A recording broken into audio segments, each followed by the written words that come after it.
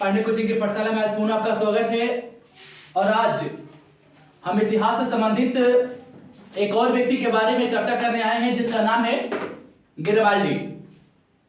Garibaldi एक ऐसा व्यक्ति जिसने इटली का एकीकरण करने का भरपूर प्रयत्न किया। जितना हो सका उसने चाहा कि किसी प्रकार से इटली का एकीकरण कर दिया जाए।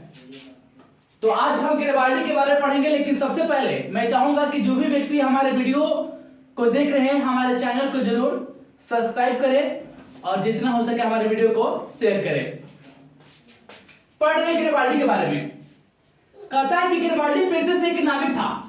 गरिबाल्डी पेशे से एक नाविक था जो मिजनी के विचारों का समर्थक था। यानी जो गरिबाल्डी था वो पेशे से क्या था, ये क्वेश्चन हमेशा पूछता है कि गरिबाल्डी पेशे से क्या था। तो गरिबाल्डी पेशे से एक नाविक था और उसके जीवन पर मिजनी के विचारों का बहुत बड़ा प्रभाव था। यानी जो मिजनी के विचार था, मिजनी के विचारों से क्या था, ये काफी प्रभावित था। यानी कह सकते हैं कि मिजनी के विचारों का क्या था, समर्थक था। कहता है कि उसने अपने कर्मचारियों तथा स्वयं सेवकों के सहयोग से, जो उसके कर्मचारी थे, जो स्वयं सेवक थे, उनके सहयोग से एक सशस्त्र सेना बनाई थी। अपने कर्मचारियों और जो स्वयं सेवक है उनके सहयोग से एक सशस्त्र सेना बनाई थी। और फिर इसी सशस्त्र सेना के सहयोग से ये इटली प्रांत के जो सिसिली और नेपल्स जो प्रदेश है, ये इसी सेना के सहयोग से जो इसका बनाया गया था, जिसका नाम था सशस्त्र सेना, इसी सेना के सहयोग से जो इटली प्रांत के दो प्रांत की जो रियासत संघ थी, जिसका नाम था सिसिली और नेपल्स, इस पर क्या करता है, आक्रमण कर देता है। यानी सिसिली और नेपल्स पर क्या करता है, ये आक्रमण कर देता है।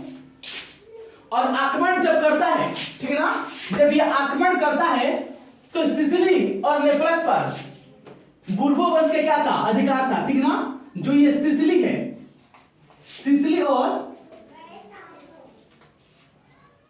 नेपल्स है, इस पर अधिकार था बुर्बो वंश का, ठीक है ना। इस पर बुर्बो वंश का क्या था, अधिकार था। तो यहां की जो जनता थी, ठीक है ना, क्वेश्चन आएगा कि सिसिली और नेपल्स पर किसका अधिकार था, बुर्बो वंश का अधिकार था, ठीक है ना। अब यहां की जो सिसिली और नेपल्स की जो जनता थी वह बुर्बो वंश के जो शासन था, वो शासन से क्या थी, उब चुकी थी। वो चाहती थी कि किसी प्रकार से हमें बुर्बो वंश से क्या हो, छुटकारा मिल सके। और इसी के कारण था कि जो सिसिली और नेपल्स की जो जनता थी वह पूरी तरह से गरिबाल्डी का समर्थन करने लगी। नतीजा ये होता है कि वहां पर बुर्बो वंश की क्या होती है, हार होती है। और वहां पर जो गरिबाल्डी होता है, वहां पर जो गरिबाल्डी होता है वो क्या करता है, वह विक्टर इमैनुअल, ठीक है ना, विक्टर इमैनुअल के सहयोग से क्या करता है, ये वहां की सत्ता को संभालता है, ठीक है ना। विक्टर इमैनुअल, यानी जब बुर्बो वंश को वहां पर पराजित होना पड़ता है तो वो विक्टर इमैनुअल, ठीक ना, इसके सहयोग से, यानी एक तरह से कह सकते हैं कि विक्टर इमैनुअल के प्रतिनिधि के तौर पर वो क्या करता है, सिसिली और नेपल्स पर क्या करता है, वहां की सत्ता को संभालता है। कौन, तो यहां पर हम कह सकते हैं संभालता कौन है, गरिबाल्डी। तो यानी जब सिसिली और नेपल्स पर क्या होता है, बुर्बो वंश का अधिकार खत्म हो जाता है, तो वहां की सत्ता संभालता है गरिबाल्डी। किसके सहयोग से, तो विक्टर इमैनुअल के सहयोग से। यहां तक हमने पढ़ा। फिर कहता है कि 1862 में, 1862 का वो समय होता है कि जब गरिबाल्डी चाहता है कि हम क्या करें, रोम पर आक्रमण, ठीक ना। यानी 1862 में रोम पर आक्रमण करने का क्या करता है, विचार करता है। ये क्वेश्चन आएगा कि गरिबाल्डी रोम पर आक्रमण करने का विचार कब करता है, 1862 में रोम पर आक्रमण करने का विचार करता है। यानी 1862 में रोम पर ये क्या करता है, आक्रमण करने का विचार करता है। लेकिन वहां पर इसका क्या होता है, वहां पर इसका काबुल के द्वारा क्या होता है, विरोध किया जाता है, ठीक ना। वहां पर क्या होता है, 1862 में जब चाहता है कि मैं क्या करूं, मैं रोम पर आक्रमण करूं, लेकिन वहां पर क्या होता है, जब ये आक्रमण करने की कोशिश करता है तो जो काबुल था, जो साडिया पिडमाउंट का क्या था, साडिया पिडमाउंट का शासक था, वह क्या किया, इसने विरोध किया। इसने क्या किया, विरोध किया। 1862 में जब रोम पर आक्रमण करने के लिए क्या करता है, गैरिबाल्डी विचार करता है, तो काबुल क्या करता है, इसका विरोध किया कि नहीं, आप रोम पर आक्रमण नहीं करेंगे। लेकिन जब वही गैरिबाल्डी दक्षिणी अभियान पर निकलता है, तो वहां पर ये काबुल ने क्या किया था, यही काबुल ने समर्थन किया था। जब ये सिसिली और नेपलस पर क्या किया था, आक्रमण किया था, तो उस समय काबुल ने क्या किया था, उसका समर्थन किया था। लेकिन जब 1862 में रोम पर आक्रमण करने के विचार करता है, तो वहां पर क्या होता है, काबुल के द्वारा विरोध किया जाता है। और यहां तक कि जो काबुल है अपनी सेना क्या करता है, काबुल अपनी सेना रोम के लिए, ठीक ना, रोम की रक्षा के लिए, रोम की रक्षा के लिए भेज देता है। यानी 1862 में जब ये आक्रमण करने की कोशिश करता है, तो काबुल इसका विरोध करता है कि नहीं, आप रोम पर आक्रमण नहीं करेंगे। और नतीजा ये होता है कि गैरिबाल्डी कहता है कि हम आक्रमण करेंगे। वहां पर क्या होता है कि जब देखता है काबुल की नहीं मानेंगे, तो वो क्या करता है, जो सैन्य पीडमाउंट की जो सेना थी, वह रोम की रक्षा करने के लिए क्या करता है, भेज देता है। नतीजा ये होता है कि जब रास्ते में गैरिबाल्डी और काबुल जब आमने सामने होते हैं, तो वहां पर क्या होता है, दोनों का मुलाकात होता है, तो कुछ समझौता होता है, ठीक ना। और उस समझौता के कारण क्या होता है, वहां पर गैरिबाल्डी अपना जो आक्रमण करने का विचार होता है 1862 में, जब वो रोम पर आक्रमण करने का विचार करता है, उसको पूरी तरह से वापस ले लेता है। अर्थात वो क्या करता है, रोम पर आक्रमण करने के विचार को अपना पीछे हट जाता है। फिर सबको पता है कि जब ये बुरो वंश की जब अंत होता है, तो वह क्या करता है, विक्टर एमेनुअल के प्रतिनिधि रूप में वहां के सत्ता को संभालता है। लेकिन फिर वहां पर विक्टर एमेनुअल कहता है कि आप क्या कीजिए, दक्षिणी प्रांत के पूर्ण रूप से क्या हुए, राजा बन जाइए। लेकिन गैरिबाल्डी कहता है कि हमें राजा बनकर जीवन नहीं जीना है। वहां पर गैरिबाल्डी कहता है कि मुझे राजा बनकर जीवन नहीं जीना है, मुझे एक किसान के रूप में क्या करना है, अपने जीवन को व्यतीत करना है। यानी वहां पर विक्टर एमेनुअल, ठीक ना,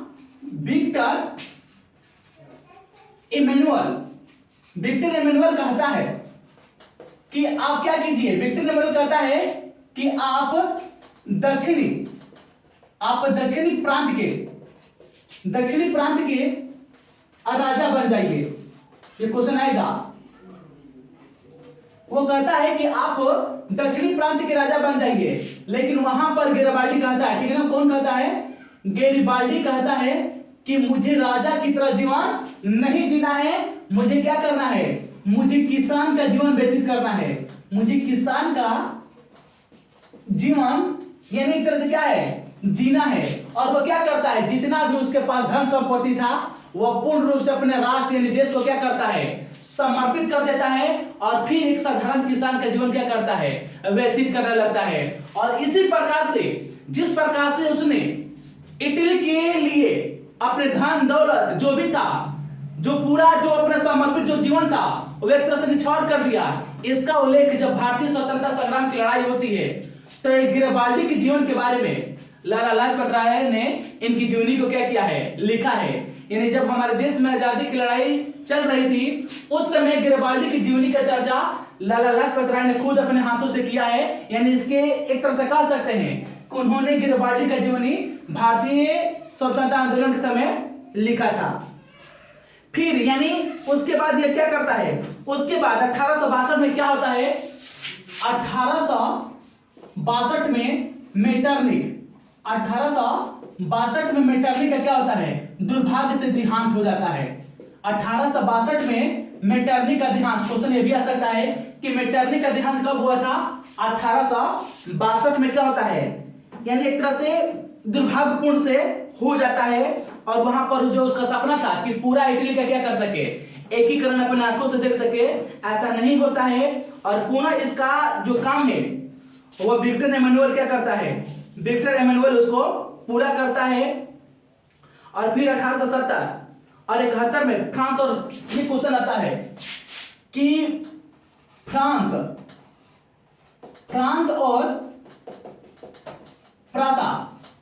और प्रासा के बीच युद्ध कब हुआ था, फ्रांस और प्रासा के बीच युद्ध कब हुआ, तो यह हुआ था 1870-71 में, 1870-71 में ये क्वेश्चन आता है कि फ्रांस और प्रासा के बीच युद्ध कब हुआ था? 1870-71 में फ्रांस और प्रासा के बीच युद्ध हुआ था, युद्ध था। और इस युद्ध में क्या करता है जो पोप है, इस युद्ध में जो पोप है क्या करता है, और वह फ्रांस को संरक्षण देने से मना कर देता है कि हम आपको संरक्षण नहीं देंगे। और इसका फायदा कौन उठाता है? इसका फायदा उठाता है विक्टर एमेनुअल, इसका फायदा विक्टर एमेनुअल उठाता है। और वो वहां पर क्या करता है, इसका फायदा उठाते हुए वहां पर पोप का जो महल था, जो वहां पर पोप का जो महल था उसको छोड़कर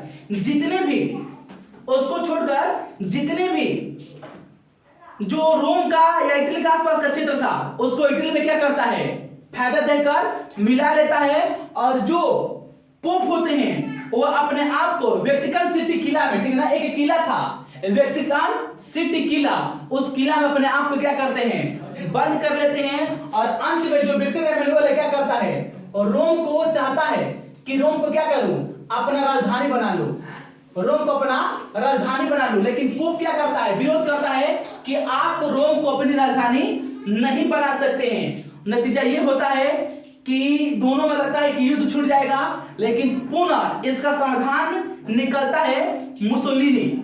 मुसोलिनी एक व्यक्ति था जिसने क्या किया, पोप और विक्टर एमेनुअल के बीच क्या करता है, समझौता कराता है, जिसको पोप क्या करता है, स्वीकार कर लेता है।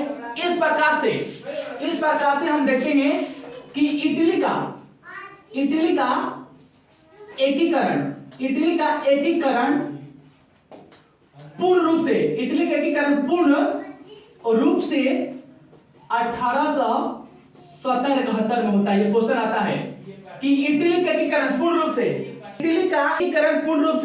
कब होता है? एक तरह से हम 17 हटा देते हैं, 1871 में इटली का क्या होता है, 1871 में इटली का पूर्ण रूप से एकीकरण होता है। ये क्वेश्चन आता भी है कि इटली का एकीकरण पूर्ण रूप से कब होता है, 1871 ईस्वी में होता है, जिसमें सबसे महत्वपूर्ण योगदान कुछ लोगों का रहता है। 1871 में इटली का पूर्ण रूप से क्या होता है, एकीकरण होता है, जिसमें मुख्य रूप से 1871 ईस्वी में इटली का